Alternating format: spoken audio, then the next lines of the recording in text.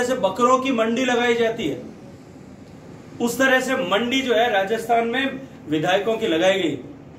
मैं ये चाहूंगा कि वो ये स्पष्ट करें कि उनकी पार्टी के कौन कौन से विधायकों को वो बकरा मानते हैं और बिकाऊ बकरा मानते हैं, ये सूची उनको सामने देनी चाहिए। जोधपुर सांसद और केंद्रीय जल शक्ति मंत्री गजेंद्र सिंह शेखावत ने राजस्थान में विधायकों की खरीद फरोख्त को लेकर आरोप को मनगढ़ंत कहानी करार दिया है। उन्होंने कहा है कि मुख्यमंत्री स्वयं इस फिल्म के स्क्रिप्ट राइटर, निर्माता, निर्देशक, अभिनेता, अभिनेत्री और विलन हैं। उन्होंने मुख्यमंत्री से पूछा कि आप कह रहे हैं कि बकरों की तरह राजस्थान में विधायकों की मंडी लगाई गई है, उनकी पार्टी के कौन कौन से विधायकों को वो बिकाऊ बकरा मानते हैं, ये सूची उनको सामने लानी चाहिए।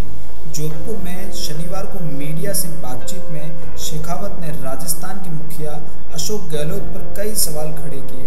उन्होंने कहा कि जैसे बॉलीवुड में फिल्म को सफल बनाने के लिए पॉपुलैरिटी स्टंट किया जाता है, वैसे ही आज राजस्थान की राजनीति में दोहराया जा रहा है। राज्यसभा चुनाव के समय भाजपा का नाम लेकर सनसनी पैदा की गई, जबकि निगाहें कहीं और थी और निशाना कहीं और था। जब उस फिल्म को पर्याप्त सफलता नहीं मिली तो मुख्यमंत्री द्वारा कहानी में एक नया मोड़ लाकर पिछले 3 दिनों से नई सनसनी पैदा करने की कवायद की जा रही है।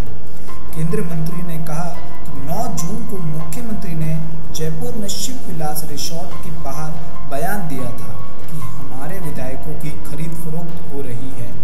11 जून को उनके चीफ व्हिप ने मुकदमा दर्ज कराया।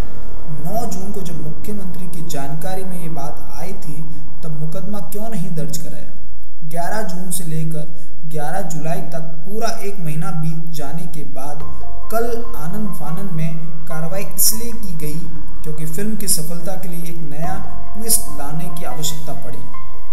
केंद्रीय मंत्री ने कहा कि मुख्यमंत्री ने तमाम तरह के मनगढ़ंत आरोप भाजपा नेतृत्व पर लगाने का प्रयास किया, जबकि उन्होंने खुद विरोधी आभासी बयान दिए। मुख्यमंत्री ने कहा कि एक बार फिर नए सिरे से संगठित रूप में सरकार को गिराने की कवायद हो रही है।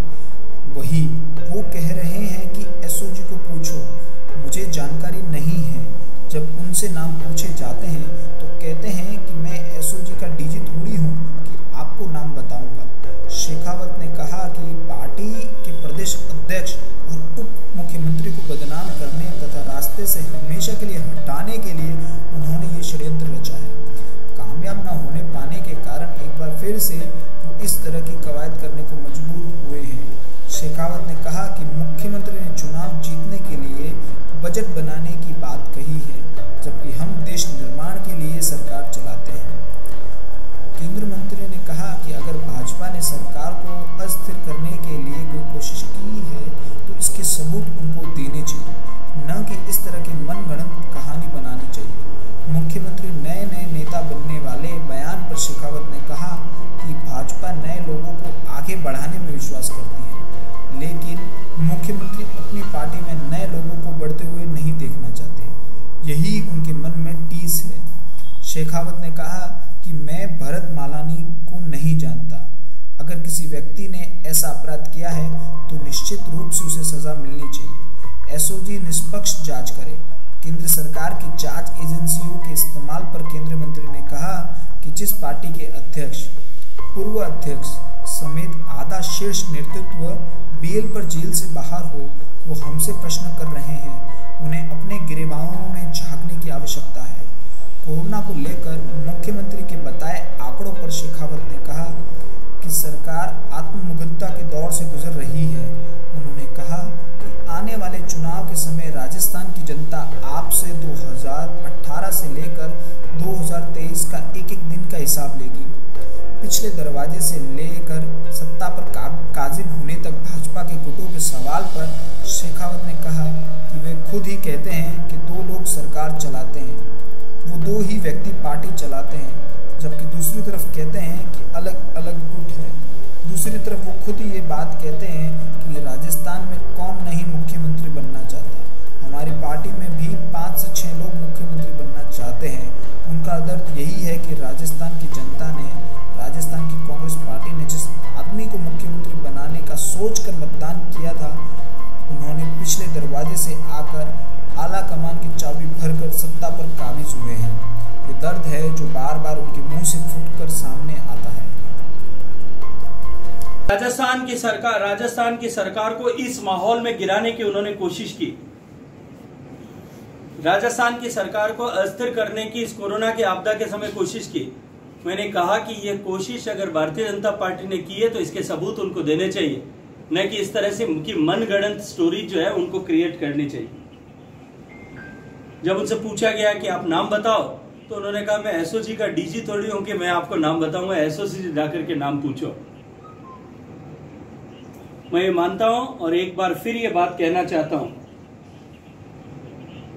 कि राज्यसभा के चुनाव के समय में जो कुछ हुआ ये सब मनगढ़ंत कहानी उनके द्वारा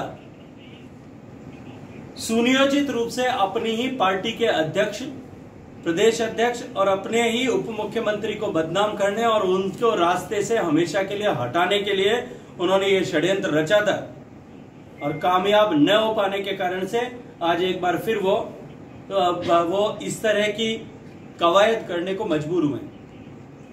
उन्होंने कहा, आरोप लगाया कि भारतीय जनता पार्टी में जो पहली बार अध्यक्ष बने, जो पहली बार नेता बने, नए नेता बने, वो लोग इस तरह की हरकत कर रहे हैं। मैं सम्मान के साथ में एक बात कह सकता हूं कि भारतीय जनता पार्टी नए लोगों को आगे बढ़ाने में विश्वास करती है। जब उनकी पार्टी में नए लोगों के कारण से उनको कष्ट हुआ, नए लोगों की लोकप्रियता उनकी पार्टी में बढ़ी, उस दर्द को वो भारतीय जनता पार्टी के सिर पर फोड़ना चाहते हैं या आज उनके मन की टीस जो है वो जनता के सामने उजागर हुई है कि वो अपनी पार्टी में नए लोगों को बढ़ते हुए नहीं देखना चाहते।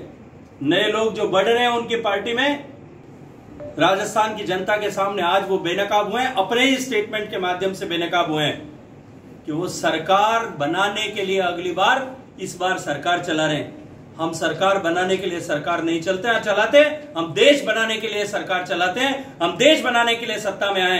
ये देश हम रहे न रहे, हम इस सिद्धांत के साथ में काम करते हैं कि हम दिन चार रहे न रहे, इस मातृभूमि का वैभव अमर रहना चाहिए। ये मातृभूमि जो है वो दुनिया की सबसे शक्तिशाली, समर्थ और संपन्न राष्ट्र बनना चाहिए। हमने गरीबी हटाने की दिशा में काम किया, उन्होंने गरीब बने रहे और गरीबी हटाने का नारा हमेशा बना रहे और उसके माध्यम से वो सत्ता में बने रहे। ये इतिहास गवाह है कि कांग्रेस पार्टी ने ये कवायद की, इस दृष्टिकोण से सत्ता चलाई। आज एक बार फिर वो उसी रास्ते पर हैं और उन्होंने अपने खुद के स्वमुख से इस बात को स्वीकार किया है कि हम सरकार बनाने के लिए ये सरकार चला रहे हैं।